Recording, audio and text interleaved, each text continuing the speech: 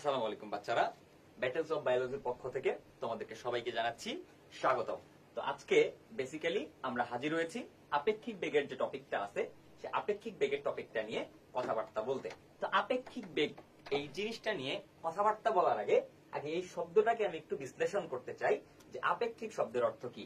Basically আপেক্ষিক শব্দের অর্থ হলো তুলনা করা। তাহলে আপেক্ষিক বেগ মানে কি?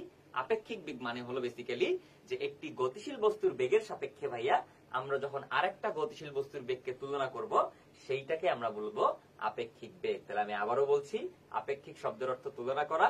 যখন আমরা একটা গতিশীল বস্তুর বেগের সাপেক্ষে আরেকটা গতিশীল বস্তুর বেগকে তুলনা করব, কম্পেয়ার করব, তখন আমরা সেটাকে বলবো আপেক্ষিক বেগ বা রিলেটিভ ভেলোসিটি। এখন আমি যদি তোমাদেরকে কয়েকটা আপেক্ষিক বেগের উদাহরণ দেই, এক্সাম্পল দেই, তাহলে তোমরা আরো জিনিসটা পারফেক্টলি বুঝতে পারবা। যেমন বাচ্চা কাচ্চারা, ধরো তো আমাদের কাছে দুইটা গাড়ি আছে। দেখেন ভাইয়া, এটা একটা গাড়ি, ধরেন এটা একটা গাড়ি, এটার নাম হলো এ গাড়ি, আর এইখানে আর একটা গাড়ি আছে, এটা হলো বি গাড়ি। এখন দেখেন এই এ আর বি গাড়ি, এ গাড়ির বেগ ধরে নাও 30 কিলোমিটার পার আওয়ার এবং বি গাড়ির বেগ হলো 40 কিলোমিটার পার আওয়ার। এখন ধরেন তো আপনি যদি এ গাড়িতে বসে থাকেন, তো এ গাড়ির বেগের থেকে যেহেতু বি গাড়ির বেগ বেশি, তাহলে অবশ্যই বি গাড়ি আপনাকে কাটায় কাটায় চলে যাবে। এখন আমার প্রশ্ন হচ্ছে, আপনি যদি এ গাড়ির চালক হন, তাহলে আপনি যদি তাকান, তাহলে কেমন দেখবেন? যেহেতু বি গাড়ি আপনাকে অতিক্রম করে চলে যাচ্ছে, আপনাকে কাটায় চলে যাচ্ছে, তাহলে সেটাকে কেমন গতিতে আপনি যাইতে দেখবেন? সেটা কিন্তু আপনি স্লোলি যাইতে দেখবেন, যে আপনাকে কাটায় চলে যাচ্ছে ভাবে স্লোলি চলে যাচ্ছে। কিন্তু এই সেম গাড়িটাই, এই সেম বেগ নিয়ে যদি আপনার উল্টা দিক থেকে আসতে থাকতো, যেমন আপনার বেগ হচ্ছে 30 কিলোমিটার পার আওয়ার আপনার গাড়ির বেগ, এবং আমাদের যে বি গাড়ি যেটা ছিল, আপনি ছিলেন এ গাড়িতে আর অপোজিট থেকে আসতেছিল বি গাড়ি, এবং বি গাড়ির বেগ ছিল 40 কিলোমিটার পার আওয়ার। এবার যদি আপনি এখান থেকে তাকান, এই গাড়ির ভেতর থেকে তাকান, তাহলে তখন বি গাড়ি যখন আপনাকে এভাবে মুখোমুখি ক্রস করবে, তখন কিন্তু আপনি এই যে এ গাড়িটা থেকে যখন তাকাবেন, তখন কিন্তু বি গাড়িকে ওই আগের বারের মতো কিন্তু স্লো যেভাবে আপনাকে কাটাই গেছিল বা অতিক্রম করে গেছিল সেভাবে আপনি দেখতে পাবেন না। এবার কিন্তু দেখবেন যে বি গাড়ি আপনাকে মুখোমুখি ভাবে যখন ক্রস করতেছে, তখন সাই করে ক্রস করে যাচ্ছে। বলতো এই জিনিসটা তোমরা খেয়াল করছো কিনা? অবশ্যই কমেন্ট দিয়ে জানাবা। এবং যখন তোমরা হাইওয়েতে ট্রাভেল করো, তখন কিন্তু এই যে সিনারিওটা আমরা ভালো মতো বুঝতে পারি। উদাহরণ নাম্বার 2 নাম্বার উদাহরণটা খেয়াল করবেন, এটা সবচেয়ে পারফেক্ট এক্সাম্পল একটা আপেক্ষিক বেগের। আপনার যখন কোনো বাতাস টাতাস ধরেন বইতেছে না, তো বাতাস টাতাস না বইলে আপনি যদি দাঁড়ায় থাকেন, এবার ওই মুহূর্তে যদি বৃষ্টি পড়া শুরু হয় এবং আপনি যদি তাকান, তাহলে বৃষ্টিকে কেমন ভাবে পড়তে দেখবেন? যদি আপনি মানুষ হয়ে এখানে দাঁড়ায় থাকেন, তাহলে বৃষ্টিকে কিন্তু আপনি সোজা ভাবে পড়তে দেখবেন। কিন্তু ওই আপনি যখন সামনের দিকে দৌড়ানো শুরু করবেন, তখন দেখবেন যে বৃষ্টিটা আর সোজা ভাবে পড়তেছে না, বৃষ্টিটা পড়তেছে তির্যক ভাবে। বুঝতে পারছো? তাহলে দেখো, তুমি তোমার গতির সাপেক্ষে কখনো দেখতেছো বৃষ্টিটাকে সোজা পড়তে, আবার তুমি তোমার গতির সাপেক্ষে বৃষ্টিটাকে দেখতেছো তির্যক ভাবে পড়তে। এই যে বেগের যে তারতম্য হচ্ছে, এটাই মূলত আসলে আপেক্ষিক বেগ। এখন আমরা আস্তে আস্তে এই ছাতা ধরার অঙ্কগুলো, তারপর হচ্ছে এখান থেকে যে বৃষ্টি এবং বায়ু একসাথে থাকলে কিভাবে ছাতা ধরতে হবে রক্ষা পাইতে গেলে, এই টাইপের যে অঙ্কগুলো আসে, এই অঙ্কগুলো আমরা ধীরে ধীরে ধীরে ধীরে সলভ করার চেষ্টা করব। তো আপেক্ষিক বেগের প্রথমে সূত্রটা দেওয়ার আগে আমি তোমাদেরকে একটা বেসিক কনসেপ্ট বোঝাতে চাই। সেটা হলো যে ভাইয়া দেখেন, ধরেন আমার কাছে একটা স্কেল আছে, এই যে ধরেন এটা একটা স্কেল। এই স্কেলটা জিরোর ঘর থেকে শুরু হয়ে ধরো বাড়তে বাড়তে কয় সেন্টিমিটার পর্যন্ত যায়? আমরা যে স্কেল গুলো ব্যবহার করি সেগুলো 30 সেন্টিমিটার পর্যন্ত যায়। এবার বলেন তো, আমি যদি এই পেনটার দৈর্ঘ্য ধরেন সাপোজ মাপি, আমি মাপবো এই পেনটার দৈর্ঘ্য সেন্টিমিটার এককে কত আসবে। তাহলে এই পেনটাকে এখানে জিরোর ঘরে ধরবো, ধরার পর এখান থেকে দেখবো যে ধরেন এটা চলে আসছে 16 পর্যন্ত। তাহলে আমরা বলবো যে এই পেনের দৈর্ঘ্য 0 থেকে যেহেতু 16 পর্যন্ত আসছে, তাহলে এই পেনের দৈর্ঘ্য কয় সেন্টিমিটার? এই পেনের দৈর্ঘ্য কিন্তু ভাইয়া 16 সেন্টিমিটার। এবার ধরেন কোনো কারণে আপনার যে স্কেলটা আছে, এই স্কেলের ধরেন 2 ঘর নাই হয়ে গেছে, 2 ঘর নাই হয়ে গেছে, তার মানে স্কেলটা এবার শুরু হয়েছে 2 থেকে। তাহলে আগে শুরু হইতো 0 থেকে, তো প্রথম 2 ঘর ধরো তুমি এভাবে ধরে ভেঙে ফেলছো। তাহলে যখন তুমি ভাইয়া ভেঙে ফেলছো, তখন স্কেল শুরু হচ্ছে কত থেকে ভাইয়া? 2 থেকে। এখন যদি ভাইয়া এই স্কেল দিয়ে আমি আমার এই বস্তুটার দৈর্ঘ্য মাপতে চাই, তাহলে আসবে কত পর্যন্ত বলেন? 16 পর্যন্ত আসবে না 18 পর্যন্ত আসবে? এক্স্যাক্টলি ভাইয়া 18 পর্যন্ত আসবে। তাহলে 18 পর্যন্ত 2 থেকে শুরু হয়ে যেহেতু এর দৈর্ঘ্য ছিল 16 সেন্টিমিটার, তাহলে এটা 18 ঘর পর্যন্ত চলে আসবে। তাহলে কি আপনি এর দৈর্ঘ্য 18 বলবেন? জীবনে কিন্তু 18 বলবেন না। কেন বলবেন না? কারণ আপনি মানতে নারাজ যে এটা 2। আপনার কাছে এটা মনে মনে আপনি কত চিন্তা করতেছেন, এটাকে আপনি মনে মনে চিন্তা করতেছেন 0, যেটা আমার ভাঙা স্কেলের 2, এটা আমি আমার মনে মনে চিন্তা করে নিচ্ছি 0। ফলে এটাকে যদি 0 চিন্তা করতে হয়, এই 2 থেকে আপনাকে কত বিয়োগ দিতে হবে? 2 থেকে আপনাকে 2 বিয়োগ দিতে হবে। তখন 2 থেকে 2 বিয়োগ দিয়ে 2 কে চিন্তা করবেন 0, 3 থেকে 2 বিয়োগ দিয়ে 3 কে চিন্তা করবেন 1, 4 থেকে 2 বিয়োগ দিয়ে 4 কে চিন্তা করবেন 2। এভাবে 18 থেকে 2 বিয়োগ দিয়ে আপনি 18টাকে চিন্তা করবেন কত? 16। তখন আপনি ডিক্লেয়ার করতে পারবেন যে এই বস্তুর দৈর্ঘ্য ছিল 16 সেন্টিমিটার। তাহলে ভাই বলেন তো, আমরা কার সাপেক্ষে মাপতেছিলাম? কার সাপেক্ষে মাপতেছিলাম? আমরা 2 এর সাপেক্ষে মাপতেছিলাম। ভালো করে বোঝার চেষ্টা করব, আমরা কিন্তু 2 এর সাপেক্ষে মাপতেছিলাম।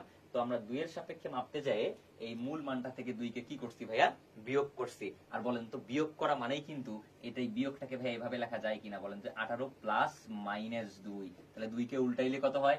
2 কে উল্টাইলে হয় -2। আলটিমেটলি বিয়োগ করা মানে কিন্তু উল্টিয়ে যোগ করা। দেখো 2 কে উল্টাইলে -2 হয়, তখন আমরা 18 সাথে যদি -2 যোগ করি তাও কিন্তু অ্যান্সার 16 আসে। তাহলে ভাইয়া আমরা মাপতেছিলাম 2 এর সাপেক্ষে, আপনি 2 কে কি করছেন? উল্টিয়ে যোগ করছেন। আর এটাই হলো ভাইয়া আপেক্ষিক বেগের কনসেপ্ট বা আপেক্ষিক বেগের সূত্র মনে রাখার টেকনিক, যে আমরা যার সাপেক্ষে মাপবো তাকে উল্টিয়ে যোগ করব। আমি আবারও বলছি, আমরা যার সাপেক্ষে মাপবো আপেক্ষিক বেগটা, মানে যার সাপেক্ষে মানে হলো যে দেখবে অ্যাকচুয়ালি। যেমন আমি যদি বৃষ্টি পড়তে দেখি, তাহলে আমি বৃষ্টির বেগ মাপবো কার সাপেক্ষে? আমার সাপেক্ষে। একজন গাড়ির চালক যদি বৃষ্টি পড়তে দেখে, তাহলে গাড়ির চালকের সাপেক্ষে আমরা বৃষ্টির বেগ মাপবো। বেসিক্যালি যে দেখবে তার সাপেক্ষে মাপা হচ্ছে। আর যার সাপেক্ষে আমরা মাপবো তার বেগটাকে তাহলে কি করব? উল্টিয়ে যোগ করব।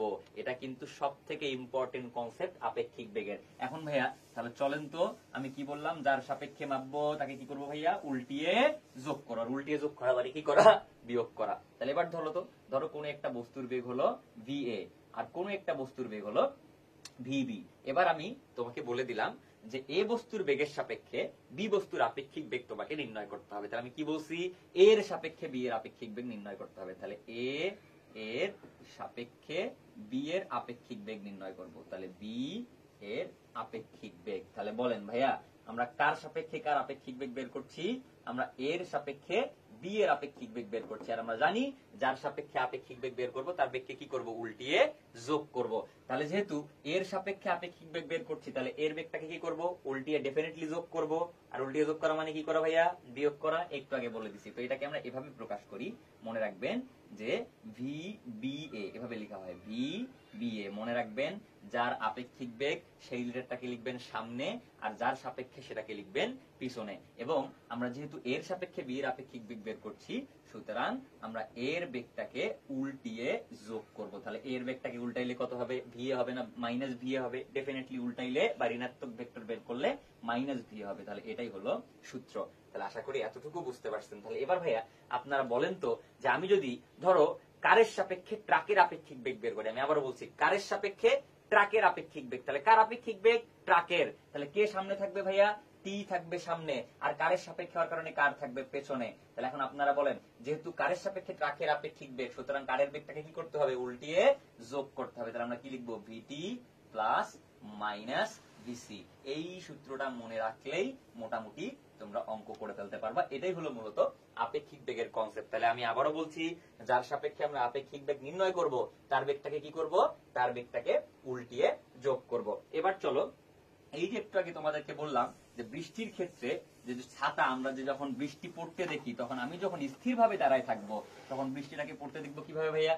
বৃষ্টিটাকে পড়তে দেখবো সোজা ভাবে। আর ওই আমি যখন দৌড়ানো শুরু করবো সামনের দিকে, তখন বৃষ্টিকে পড়তে দেখবো তির্যক ভাবে। কেন এরকম হয়? তো চলো আমরা এখান থেকে বোঝার চেষ্টা করি। তো ভাইয়া ধরেন তো, কোন একজন লোক এই দিকে দৌড়ে যাচ্ছে, এটা হলো আমাদের লোকের বেগ V ম্যান, এবং বৃষ্টি পড়তেছে খাড়া উপর থেকে নিচের দিকে, উপর থেকে নিচের দিকে বৃষ্টি পড়তেছে। এটা ধরে নাও VR, আর ফর রেইন। তাহলে এটা হলো বৃষ্টির বেগ, এটা হলো লোকের বেগ। তাহলে লোক এইদিকে দৌড়াচ্ছে এবং বৃষ্টি পড়তেছে খাড়া উপর থেকে নিচের দিকে। এখন আমাকে দেখতে হবে যে বৃষ্টিটাকে কেন তির্যক ভাবে চিন্তা করা হচ্ছে, বৃষ্টি কেন তির্যক ভাবে দেখা যাচ্ছে। তাহলে এখন যদি তোমাকে আমি প্রশ্ন করি যে এখানে লোকের সাপেক্ষে বৃষ্টির আপেক্ষিক বেগ কত হবে, তার মানে কি ভাইয়া? তার মানে হলো দেখতেছে কে? দেখতেছে লোক। কাকে দেখতেছে পড়তে? বৃষ্টিকে। যার সাপেক্ষে সেই কিন্তু দেখবে। লোকের সাপেক্ষে বৃষ্টির আপেক্ষিক বেগ আমি যদি বের করি, তাহলে এখন আপনারা চিন্তা করেন তো ভাইয়া, একটু আগেই তো আমি বলছি যার সাপেক্ষে আপেক্ষিক বেগ বের করব তার বেগকে কি করব? উল্টিয়ে যোগ করব। তাহলে আপনাকে যদি এই ছবিটা আঁকাইতে হয় তাহলে বলেন তো আমাদের কি হইতেছে, যেহেতু আমরা বৃষ্টির বেগ বের করব লোকের বেগের সাপেক্ষে, তার মানে আর কে লিখবো সামনে, আর লোকের সাপেক্ষে হওয়ার কারণে লোককে লিখবো পিছনে, এম হবে পেছনে আর হবে সামনে। এখন বলেন যার সাপেক্ষে আমরা আপেক্ষিক বেগ মাপবো তার বেগকে কি করব, উল্টিয়ে যোগ করব। তাহলে আমাকে যেহেতু লোকের সাপেক্ষে বৃষ্টির বেগ বের করতে হবে, তাহলে আমাকে লোকের বেগটাকে কি করতে হবে ভাইয়া, উল্টিয়ে যোগ করতে হবে। তার মানে এখানে লিখবো আমরা ভিআর প্লাস মাইনাস ভিএম। তাহলে আশা করি এতটুকু একদম ক্রিস্টাল ক্লিয়ার হতে বোঝা গেছে। তার মানে আমার লোকের সাপেক্ষে বৃষ্টির আপেক্ষিক বেগটা হবে মূলত কোন দুইটা ভেক্টরের যোগফল, ভিআর আর ভিএম এর, না ভাইয়া ভিএম এর না, ভিআর আর মাইনাস ভিএম এর যোগফল হবে। আমি আবারও বলছি ভিআর আর মাইনাস ভিএম এর যোগফল হবে। এখন বলেন তো ভিএম কোন দিকে, ভিএম ছিল এদিকে, তাহলে মাইনাস ভিএম কোন দিকে হবে? আমরা জানি কোন নির্দিষ্ট দিকে ক্রিয়ারত একটি ভেক্টরকে যদি ধনাত্মক ধরা হয় তাহলে তার সাপেক্ষে সমমানের এবং বিপরীত দিকে ক্রিয়ারত ভেক্টরকে কিন্তু ঋণাত্মক ধরা হয়। তার মানে ভিএম যদি এদিকে হয় তাহলে মাইনাস ভিএম ডেফিনেটলি এদিকে হবে। তাহলে এই যে মাইনাস ভিএম। দেখেন ভাইয়া এখন বলেন এই আপেক্ষিক বেগটা, লোকের সাপেক্ষে বৃষ্টির আপেক্ষিক বেগটা অ্যাকচুয়ালি কার কার লব্ধি? ভিআর আর মাইনাস ভিএম এর। আর লব্ধি মানে কি বলতো ভাইয়া? সামান্তরিকের কর্ণ। এখন বলেন তো এই দুইটাকে নিয়ে আমরা কি কল্পনা করব? আমরা একটা সামান্তরিক কল্পনা করব। আর এই সামান্তরিকের কর্ণটাই তার কি নির্দেশ করবে? এই সামান্তরিকের কর্ণটাই কিন্তু ভাইয়া তার লব্ধি নির্দেশ করবে। তাহলে এটাই হবে আমাদের লব্ধি। আর এই লব্ধিটাই হলো কি বলতো? লোকের সাপেক্ষে বৃষ্টির আপেক্ষিক বেগ, অর্থাৎ এটাই হলো ভি আর এম। আশা করি বুঝতে পারছেন। তাহলে বলেন এখানে যদি একজন লোক দাঁড়ায় থাকে, এই লোক যদি দাঁড়ায় থাকে তাহলে সে বৃষ্টিটাকে কিভাবে পড়তে দেখবে ভাইয়া? দেখেন তো, তাহলে এই লাইন বরাবর, এই নীল লাইন বরাবর পড়তে দেখবে, অর্থাৎ এইভাবে পড়তে দেখবে, এইভাবে পড়তে দেখবে। এই জন্য কোন একজন লোক যখন ভাইয়া সামনের দিকে দৌড়ায় আপেক্ষিক বেগের কারণে সে বৃষ্টিটাকে সোজাভাবে পড়তে দেখে না, অর্থাৎ বৃষ্টির প্রকৃত বেগ সোজা থাকলেও কিন্তু সে কি দেখে? সে দেখে তির্যক ভাবে পড়তেছে। এখন আপনি চিন্তা করেন তো ভাইয়া, এখান থেকে যদি আপনাকে বলে যে বৃষ্টির হাত থেকে বাঁচতে হলে লোকটাকে উলম্বের সাপেক্ষে কত কোণে ছাতা ধরতে হবে? সিম্পল কথা, বৃষ্টির হাত থেকে বাঁচতে গেলে লোকটাকে উলম্বের সাপেক্ষে কত কোণে ছাতা ধরতে হবে। এখন আপনি চিন্তা করেন বৃষ্টি যদি এভাবে পড়তেছে, তাহলে এভাবে পড়ন্ত বৃষ্টিতে আমি যদি আটকাইতে চাই বা বাধা দিতে চাই, তাহলে অবশ্যই আমি যদি ছোটবেলায় একটু ভিটামিন টিটামিন খেয়ে থাকি ভাইয়া, বুদ্ধি শুদ্ধি যদি হয়, তাহলে বলেন আমি কি বৃষ্টির ছাতা ছোটা ভাবে ধরবো? জীবনে ধরবো না। ছাতা কিভাবে ধরবো? ছাতা একটু হেলায় ধরবো এভাবে, কারণ বৃষ্টি পড়তেছে এভাবে, আমাকে ছাতা ধরতে হবে এই যে এভাবে। ফলে এখানকার যে বৃষ্টিগুলা ছিল সেই বৃষ্টিগুলা কিন্তু আমাদের এখানে এসে ছাতায় বাধা পাবে, ফলে আমার কিন্তু গা ভিজবে না। তাহলে এইখানে আমাকে ছাতাটা যখন ধরতে হলো তির্যক ভাবে ধরতে যায়, এই ছাতাটা আমাদের উলম্বের সাপেক্ষে একটা কি করছে ভাইয়া? উলম্বের সাপেক্ষে একটা কোণ করছে। এই কোণটাই আপনাকে বের করতে বলতে পারে মাঝে মাঝে যে বৃষ্টির হাত থেকে বাঁচতে গেলে লোকটাকে উলম্বের সাপেক্ষে কত কোণে ছাতা ধরতে হবে। এখন আপনি চিন্তা করে দেখেন তো ভাইয়া, এই যে এই কোণটা যদি থিটা হয় তাহলে এই কোণের বিপরীত কোণ হিসেবে এটাও কত হবে বলেন তো? এটাও হবে কত ভাইয়া? এটাও হবে থিটা। তাহলে আশা করি বোঝাইতে পারছি। তাহলে এটা যদি থিটা হয় ভাইয়া, তাহলে এটাও কত? এটাও কিন্তু থিটা, বিপরীত কোণ। কারণ তোমরা জানো দুইটা সরলরেখা পরস্পরকে ছেদ করলে সেতুকের বিপরীত পাশের কোণগুলোকে আমরা বলি বিপরীত কোণ, এবং সেই কোণগুলো পরস্পর সমান, তোমরা সবাই জানো। তাহলে এই বিপরীত কোণ হিসেবে এটা থিটা হইলে এটাও থিটা হয়ে যাবে। আর এই থিটাটা যদি তুমি বের করতে পারো তাহলে সেইটাকে তুমি কি বলে চালাই দিতে পারবা? উলম্বের সাপেক্ষে কোণ থিটা বলে চালাই দিতে পারবা। তাহলে আমাদের টার্গেট এখন এই থিটাটা বের করা। আর এই থিটাটা যদি বের করতে হয় বলেন তো লব্ধি, গত ক্লাসেই তোমাদেরকে শেখাইছে, লব্ধি যে কোনো একটা ভেক্টরের সাথে যে কোণ করে সেটাকে আমরা থিটা বলি, ট্যান থিটা থিটা বলি। তাহলে সেটাই হলো লব্ধির দিক নির্ণয়ের সূত্র। আর এই দিক নির্ণয়ের সূত্র নিশ্চয়ই তোমাদের মনে আছে। কি বলছিলাম ভাইয়া? মনে আছে? দেখো তো, এই ট্যান থিটা যদি আমাকে বের করতে হয় তাহলে সূত্র কি? যার অ্যাঙ্গেল সে থাকবে ভাইয়া সিঙ্গেল। তাহলে বলেন লব্ধি এখানে কার সাথে অ্যাঙ্গেল বানাইছে? ভিআর এর সাথে অ্যাঙ্গেল বানাইছে। তাহলে ভিআর কে আপনি রাখবেন সিঙ্গেল, ভিআর এর মান নিব শুধুমাত্র আমরা কিন্তু, ঠিক আছে? আর এখানে বলতো তাহলে ভিআর সিঙ্গেল সিঙ্গেল বসে গেল, কারণ লব্ধিটা ভিআর এর সাথে কোণ বানাইছে। আর কি বাকি আছে? ভিএম। তাহলে এই ভিএম একবার কাকে নিয়ে বসবে? ভিএম একবার সাইন আলফাকে নিয়ে বসবে, আর ভিএম একবার কজ আলফাকে নিয়ে বসবে, কারণ সাইন বাই কজ যেন ট্যান। আমার ছন্দটা এরকম ছিল, আশা করি তোমাদের মনে আছে।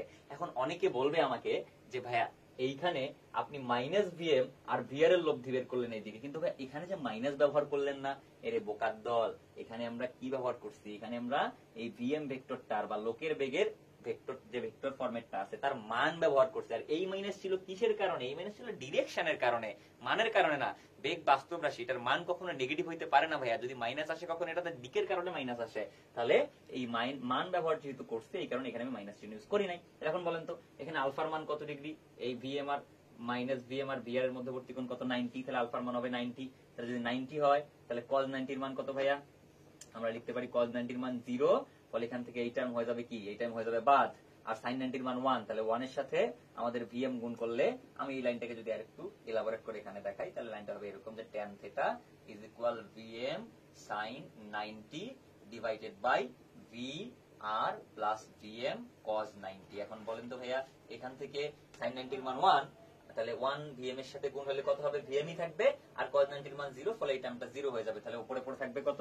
উপরে পড়ে থাকবে vm, নিচে পড়ে থাকবে vr। তাহলে এই যে থিটা, তাহলে থিটা সমান কি লেখা যাবে? আমাদের থিটা সমান লেখা যাবে tan inverse vm by vr। তাহলে বলেন তো, এই যে এটাই হলো উলম্বের সাপেক্ষে কোণ, এইটা সূত্র তোমরা মুখস্থ রাখতে পারো শর্টকাট পারপাসের জন্য।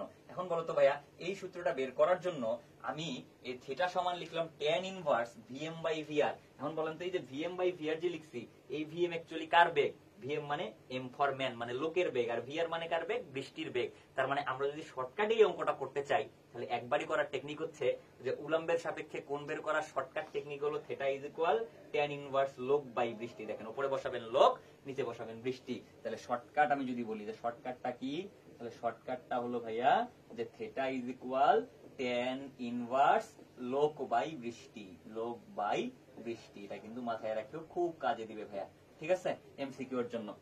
তাহলে আশা করি যে আমরা যখন নিজেরাই সামনের দিকে দৌড় দেই, তাহলে বৃষ্টিকে কেন তীর্যকভাবে পড়তে দেখি? আপেক্ষিক বেগের মূলত কারণে কেন তীর্যকভাবে পড়তে দেখি, এবং এটার কারণে আমাদের উলম্বের সাপেক্ষে কত কোণে ছাতা ধরতে হবে, কিভাবে ছাতা ধরতে হবে, আশা করি তোমরা এতটুকু জিনিস খুব সুন্দর মতো বুঝতে পারছো, সূত্র বুঝতে পারছো। তবে মাঝে মাঝে এখানে আরেকটা জিনিস অ্যাড করা থাকতে পারে, সেটা হলো যে লোক দৌড়াচ্ছে, বৃষ্টিও পড়তেছে এবং বাতাসও বইতেছে, এরকম প্রশ্ন কিন্তু আসতে পারে, ঠিক আছে?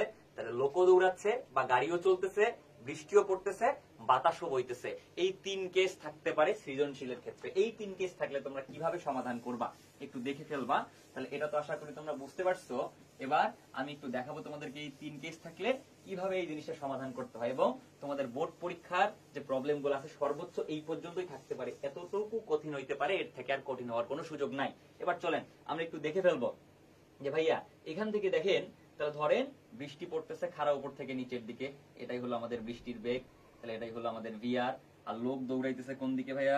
লোক দৌড়াই যাইতেছে হচ্ছে আমাদের এখান থেকে, ধরেন এটা হলো লোকের বেগ, এটা হলো আমাদের ভিএম, ঠিক আছে? এখন বৃষ্টি তাহলে পড়তেছে উপর থেকে নিচের দিকে, লোক দৌড়াচ্ছে সামনের দিকে, বা গাড়ি চলতেছে সামনের দিকে, যেটাই হয় না কেন। আর আমাদের যে বাতাস বইতেছে, সেই বাতাসটা ধরে নাও লোক যেদিকে দৌড়াচ্ছে সেই দিকেই বইতেছে, তাহলে এই দিকেই কিন্তু বাতাস বইতেছে ধরে নাও। তাহলে এটাই হলো আমাদের বাতাসের বেগ, যেটাকে আমরা আলাদা একটা কালার দিয়ে দেখাই। তাহলে এটাই হলো আমাদের বাতাসের বেগ, ভালো করে দেখা নাও, এটা হলো বাতাসের বেগ, এটাকে আমরা বললাম ভিএআর, ঠিক আছে? ওকে, আশা করি বুঝতে পারছো। এখন ধরে নেই আমরা যেখানে লোকের বেগটা হলো বাতাসের বেগের থেকে বড়, মানে ভিএম হলো ভিএ এর থেকে বেশি, ঠিক আছে? বাতাসের বেগের থেকে বড় লোকের বেগ। এখন চিন্তা করে বলেন তো ভাইয়া, আমরা যা কিছু মাপবো সেই কিছুতে আমাদের দেখবে কি বলতো? লোকটা দেখবে, হ্যাঁ? তাহলে লোক যদি দেখে, তাহলে আমার সবকিছু কার সাপেক্ষে মাপতে হবে? লোকের সাপেক্ষে মাপতে হবে। আর যদি আমি লোকের বেগের সাপেক্ষে সব বেগ মাপে থাকি, তাহলে বলেন তো লোকের বেগটাকে অবশ্যই কি করতে হবে ভাইয়া? উল্টিয়ে যোগ করতে হবে। কারণ আমার টেকনিকই ছিল যে যার সাপেক্ষে আমি আপেক্ষিক বেগ মাপবো তার বেগকে উল্টিয়ে যোগ করবো। যদি তাই করে থাকি, তাহলে এখন আপনি বলেন এখান থেকে ভাইয়া আমার কার বেগকে উল্টাইতে হবে? আমার ভিএম কে উল্টাইতে হবে। তাহলে এখন বলেন তো, আমি যদি ভিএম কে উল্টাই দেই, তাহলে মাইনাস ভিএম কোন দিকে আসবে? তাহলে এটা হবে কি ভাইয়া? এটা হবে মাইনাস ভিএম। আর বাতাস বইতেছিল কোন দিকে? এদিকে বাতাস বইতেছিল। তাহলে আমি যদি এখানে দেখাই, তাহলে এই দিকে ছিল আমাদের বাতাসের বেগ। ওকে, তাহলে এদিকে ছিল বাতাসের বেগ, তাহলে আমরা বাতাসের বেগটাকে এইদিকে আঁকাবো। তাহলে এটা ছিল বাতাসের বেগ, এটা ছিল ভিএ, এবং বৃষ্টি পড়তেছিল কোন দিকে? উপর থেকে নিচের দিকে। তা বৃষ্টির কালারটা আমি একটু অন্য দিয়ে দিই। ওকে, তাহলে বৃষ্টি পড়তেছিল উপর থেকে নিচের দিকে, উপর থেকে নিচের দিকে বৃষ্টি পড়তেছিল। ওকে, এটা হলো ভিআর। এবার আমরা দেখবো এখান থেকে সলভ করবো যে আমাদের বৃষ্টির হাত থেকে বাঁচতে হলে উলম্বের সাপেক্ষে কত কোণে ছাতা ধরতে হবে, এই টাইপের প্রশ্ন আসলে সেক্ষেত্রে কিভাবে সলভ করবো। তো বলেন ভাইয়া, কার সাপেক্ষে সবকিছু মাপবো? লোকের বেগের সাপেক্ষে, এই জন্য লোকের বেগটাকে আমি উল্টায় যোগ করছি। এবার বলেন তো এই বিন্দুতে কয়টা ভেক্টর কাজ করতেছে? 3টা সিম্পলি।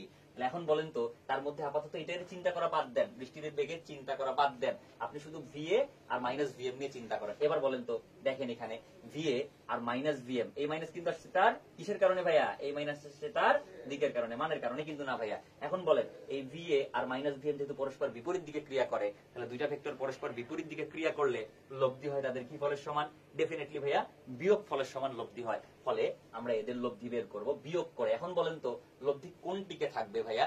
অবশ্যই বড়টার দিকে থাকবে। যেমন এটা যদি হয় 10, ধরো বাতাসের বেগ হলো 10, কিন্তু এই ভিএম এর মানটা হলো ধরো 15, তাহলে বলো আমি যদি 15 থেকে 10 বিয়োগ করি তাহলে কত পড়ে থাকে? 5 পড়ে থাকে। এবং সেটা কোন দিকে থাকবে? লব্ধি হলে কোন দিকে হয়? বড়টার দিকে হয়। তবে পরের ছবিটা যদি আঁকাই তাহলে বলেন এখানে আমাদের থাকবে কোন দিকে? তাহলে থাকবে হচ্ছে কি এই যে এইদিকে লব্ধি থাকবে। তাহলে লোকের বেগ যদি বেশি হয়, যেহেতু আমি শুরুতেই বলে দিচ্ছি যে লোকের বেগ হলো বেশি, তাহলে আমরা কি করলাম? আমরা লোকের বেগ বের করলাম এখানে কার বেগের সাপেক্ষে? আমরা বাতাসের বেগ বের করলাম কার বেগের সাপেক্ষে?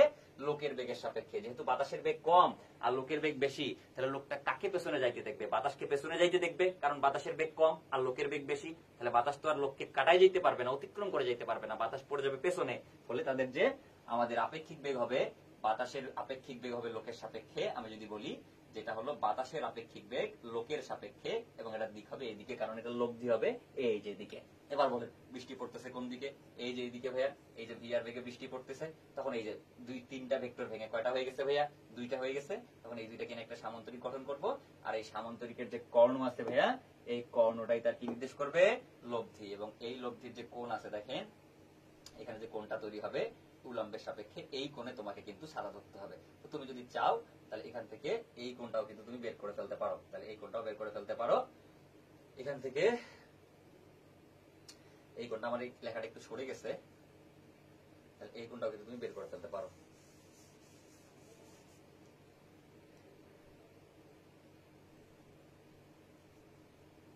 ভি এ এম, এটা হলো কার বেগ? এটা হলো আমাদের লোকের সাপেক্ষে বাতাসের বেগ।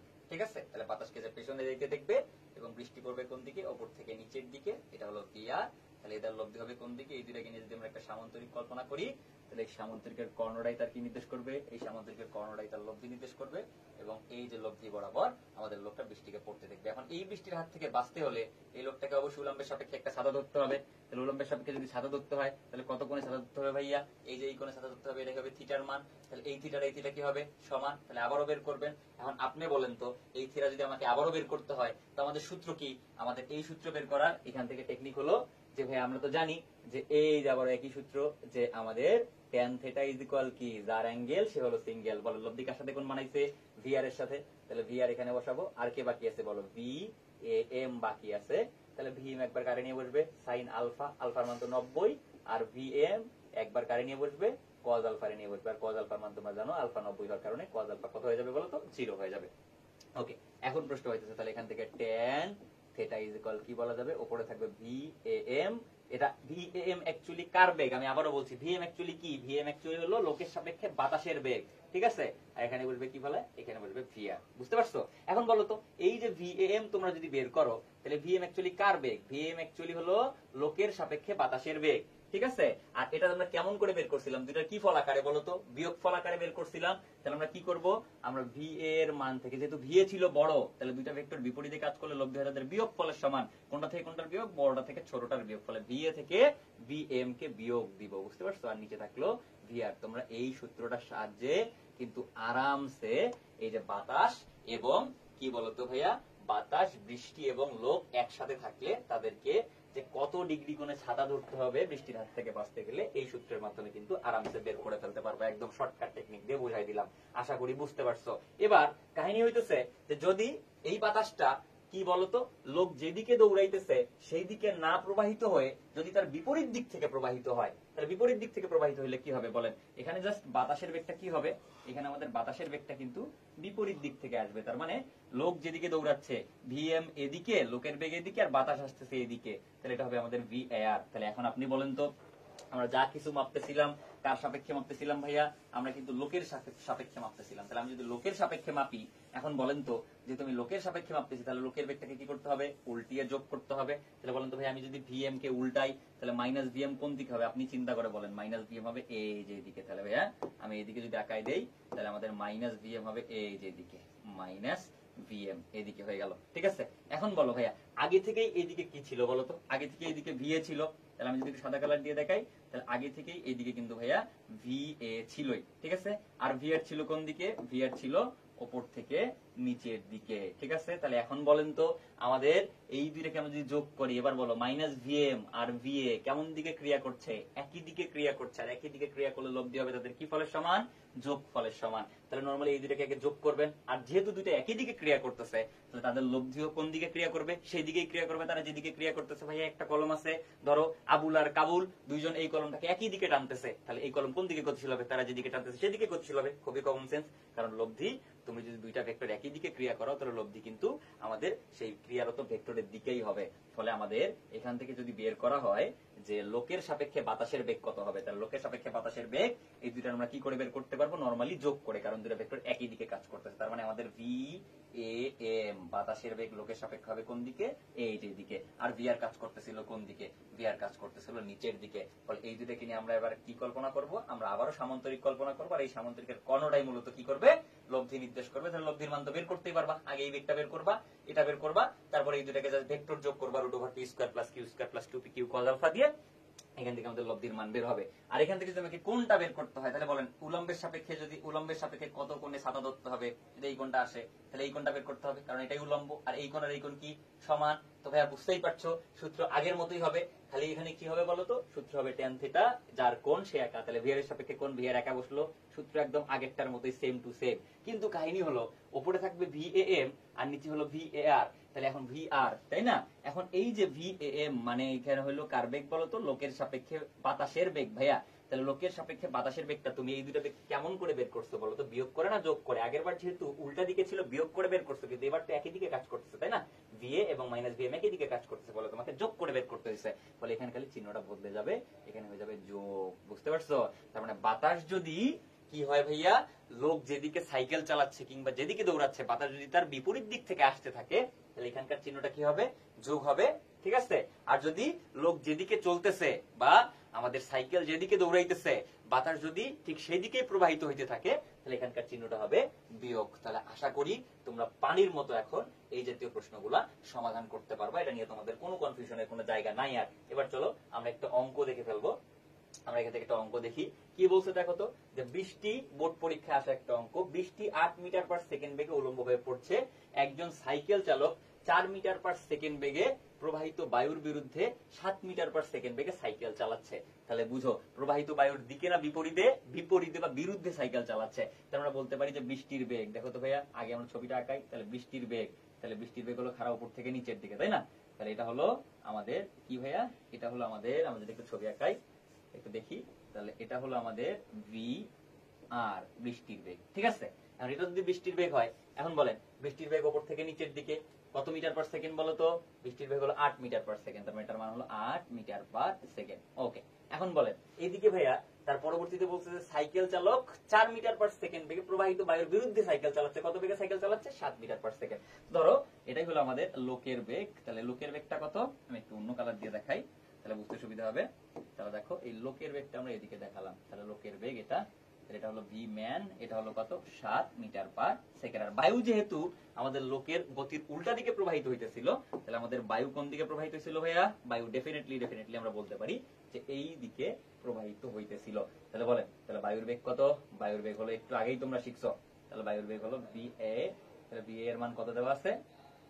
4 মিটার/সেকেন্ড। এখন আপনারা বলেন তো, একটু আগে আপনাদেরকে শেখাইছি এই ধরনের প্রশ্ন থাকলে কিভাবে সলভ করতে হবে, পানির মতো সমাধান করতে পারবা। এবার খালি গ নাম্বার প্রশ্নটাকে পড়ি। সাইকেল চালানোর সময় বৃষ্টি তাকে কত বেগে আঘাত করবে? তাহলে যদি আমরা সাইকেল চালাই, সাইকেল চালানোর সময় বৃষ্টি এই লোকটাকে কত বেগে আঘাত করবে, এটা যদি আমাকে বের করতে হয় তাহলে বলেন তো আগে শুরুতে কি করতে হবে? লব্ধি বেগ বের করতে হবে। তোমাকে লব্ধি বেগটা বের করতে বলছে।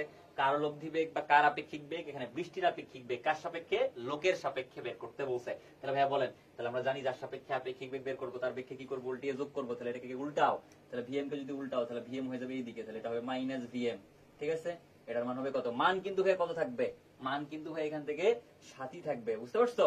খালি তার ডিরেকশন চেঞ্জ হওয়ার কারণে সামনে মাইনাস চলে আসছে। তার বৃষ্টি পড়তেছিল কোন দিকে? উপর থেকে নিচের দিকে, তাহলে এটা ছিল ভিআর, এটার মান ছিল 8 মিটার/সেকেন্ড। ঠিক আছে? আর এখান থেকে আমাদের ভিএ ছিল কোন দিকে? ভিএ তো আগে থেকে এইদিকে ছিল, তাহলে এটা ছিল ভিএ, এটার মান ছিল 4 মিটার/সেকেন্ড। এখন আপনারা বলবেন আমাকে, তাহলে আমাকে যখন লব্ধি বের করতে হয় তাহলে এই মাইনাস ভিএম আর ভিএ কোন দিকে? একই দিকে, তাহলে লব্ধি হলো তাদের কি ফল? যোগ ফল। তাহলে 7 আর 4 যোগ করলে কত হবে ভাইয়া? 11। তার মানে এই দিকে যে ভেক্টরটা কাজ করতেছে সেটার মান কত? আমি যদি বলি ভি, এটা কার বেগ? বৃষ্টির সাপেক্ষে লোকের সাপেক্ষে বাতাসের বেগ, তাহলে এটাকে আমরা লিখবো VAM, কারণ আমরা জানি যার সাপেক্ষে আপেক্ষিক বেগ সে থাকবে পেছনে, আর যার আপেক্ষিক বেগ সে থাকবে সামনে। এটার মান কত হবে? এই দুটো সিম্পলি যোগ করতে হবে। তাহলে 7 আর 4 যোগ করলে কত হবে? 11 মিটার পার সেকেন্ড। আর বৃষ্টি পড়তেছিল কোন দিকে? উপর থেকে নিচের দিকে। কত বেগে? VR বেগে। এটার মান হলো 8 মিটার পার সেকেন্ড। এখন বলেন তো ভাইয়া, এই দুইটা ভেক্টরের লব্ধি বের করতে পারবেন কিনা? অবশ্যই পারবেন, কারণ এদের মধ্যবর্তী কোণ কত? আলফা আমাদের জানা আছে 90 ডিগ্রি। সুতরাং আমাদের এখান থেকে যদি আমরা আপেক্ষিক বেগটা বা আমাদের যদি এই লব্ধি বেগটা বের করা হয় V, তাহলে V হবে √ওভার কি p² + q² + 2pq cos alpha. তাহলে এখান থেকে আমরা বের করব VAM এর উপর স্কয়ার প্লাস V আর এর উপর স্কয়ার। তাহলে এটা দিয়ে মান বসাবেন, আর আলফা 90 হওয়ার কারণে 2pq cos আলফার যে টার্মটুকু থাকবে এটা বাতিল হয়ে যাবে। তাহলে আশা করি এই অঙ্কটুকু তোমরা খুব সুন্দর মতো পানির মতো বুঝতে পারছো। তাহলে এটাই হবে আমাদের V এর মান। তাহলে আশা করি এতটুকু বুঝতে পারছো, ঠিক আছে ভাই? তাহলে আশা করি কোনো ধরনের কোনো সমস্যা নাই। এবার কি বলছে যে বাতাসের প্রবাহের দিকে সাইকেল চালানো হলে বৃষ্টির হাত থেকে রক্ষা পাওয়ার জন্য কত কোণে ছাতা ধরতে হবে। তো ভাইয়া একটু আগেই তোমাদেরকে এই টেকনিকটা আমি শিখাইছি, দেখো তো মনে পড়ে কিনা? যদি বাতাস প্রবাহের যেই দিকে হইতেছে সেই দিকে যদি সাইকেল চালানো হয়, তাহলে আমাদের সূত্রটা কি দাঁড়ায়? এখানে প্লাস হয় নাকি মাইনাস হয়? ভাইয়া বলেন তো। এখানে কিন্তু মাইনাস হয়, ঠিক আছে, উল্টাইতে হয়। আর যদি বিপরীত দিকে হয় তাহলে চিহ্ন হয় কি? প্লাস। একটু আগেই বলে গেছি, চাইলে তোমরা রিওয়াইন্ড করে দেখতে পারো। তাহলে আমি যদি একবারই শর্টকাটে করাই, বেসিক তো তোমাদের ক্লিয়ার করাই দিছি আমি একটু আগে, তাহলে আমি যদি একবারই শর্টকাটে করাই দেই, তাহলে কি দাঁড়াবে বলতো? যে ভাইয়া থিটা ইজ ইকুয়াল দাঁড়াবে tan ইনভার্স। মনে আছে? tan inverse. তাহলে দুইটাকে কি করবেন? বিয়োগ করবেন। কার কার বেগকে বিয়োগ করবেন? বড়টা থেকে ছোটটাকে বিয়োগ করবেন। তাহলে বড় কোনটা? সাইকেলের বেগ। তাহলে আমাদের v অফ ম্যান হলো বড় মাইনাস v অফ এয়ার হলো ছোট, ঠিক আছে, ডিভাইড বাই কি? আর VR। এই যে এটা দিয়ে আপনি আরামসে অঙ্ক করতে পারবেন। তাহলে আশা করি এতটুকু জিনিস তোমরা শিখে ফেলছো আপেক্ষিক গতি থেকে বা আপেক্ষিক বেগ থেকে, আর তোমাদের কোনো ধরনের কোনো সমস্যা নাই। তো আজকে এই পর্যন্তই। সবাই ভালো থাকো, সুস্থ থাকো। আপেক্ষিক বেগ থেকে একটা প্রশ্ন আসতে পারে, আসলে এভাবে অ্যান্সার করে দিবা ইনশাল্লাহ। ধন্যবাদ সবাইকে।